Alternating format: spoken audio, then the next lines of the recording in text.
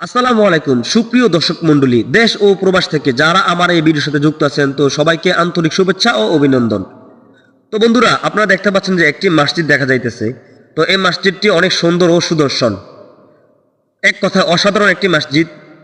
তো মসজিদটি তৈরি করা হয়েছে কুমিল্লা দক্ষিণ সিটি হাইওয়ে পাশেই একটি বিলের মধ্যখানে, বলতেই গেলে একটি বিলের মধ্যখানে মসজিদটি তৈরি করা হয়েছে।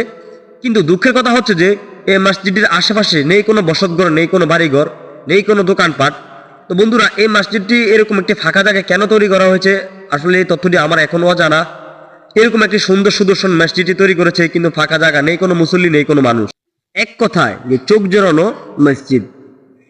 তো বন্ধুরা, দেখতে পাচ্ছেন যে এক নজরেই এই মসজিদটি আমি ভিডিও ধারণ করেছি ড্রোনের চোখে, পাখির চোখে, এক নজরেই পুরো মসজিদটা দেখা যাচ্ছে।